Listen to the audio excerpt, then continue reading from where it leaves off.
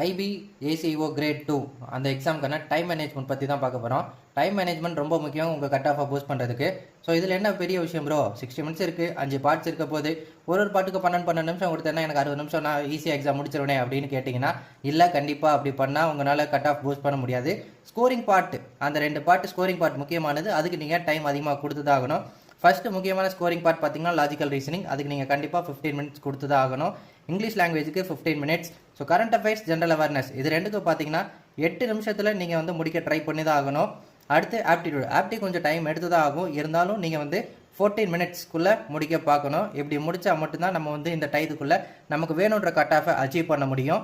Next வந்து பார்த்தீங்கன்னா டோட்டலாக இருக்கிற 5 பார்ட்ஸில் நான் ஒரு பார்ட்டில் எவ்வளோ கொஷின்ஸ் அட்டன் பண்ணால் என்னால் ஈஸியாக கட் ஆஃப் வந்து தாண்ட முடியும் அப்படின்னு பார்த்தீங்கன்னா லாஜிக்கல் ரீசனிங் அது முக்கியமான பார்ட். அதில் நீங்கள் கண்டிப்பாக 17 ஸ்கோர் பண்ணி ஆகணும். அதுக்காக தான் உங்களுக்காக எக்ஸ்ட்ரா டைம் எடுக்க சொன்னது.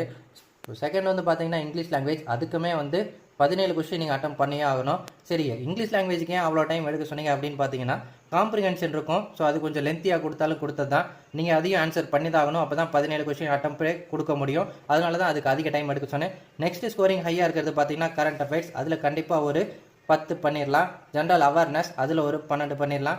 ஆப்டிடியூட் கண்டிப்பாக 12 பண்ணுற அளவுக்கு டைம் பத்தாது, பட் இருந்தாலும் நம்ம கொஞ்சம் தள்ளியாவது பண்ணி ஆகணும். ஸோ சேஃப் ஸ்கோர் பார்த்தீங்கன்னா நம்ம தாண்டிடலாம், இதே 68 கிடச்சிரும். ஸோ இந்த டைம் கட் ஆஃப் பார்த்தீங்கன்னா சேஃப் ஸ்கோர் அதாவது 64+ போட்டாலே கண்டிப்பாக நம்ம தாண்டிடலாம். ஸோ இதுலேயும் உங்களுக்கு வந்து பஃபர் இருக்கும்.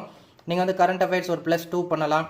இங்கிலீஷ் லாங்குவேஜில் ஒரு +1 பண்ணுறீங்கன்னா கூட அது உங்களுக்கு கண்டிப்பாக 70+ ஸ்கோர் பண்ணி கொடுத்துரும். ஸோ நீங்கள் கண்டிப்பாக கட் ஆஃப் கிளியர் பண்ணியிருப்பீங்க, மெயின்ஸுக்கு போயிடலாம். ஸோ நெக்ஸ்ட் வீடியோவில் வந்து பார்த்தீங்கன்னா இந்த எக்ஸாமுக்கான புக் லிஸ்ட் எல்லாமே நான் சொல்கிறேன், எந்தெந்த புக் சோர்சஸ் எல்லாமே நான் உங்களுக்கு ரிவீல் பண்ணுறேன்.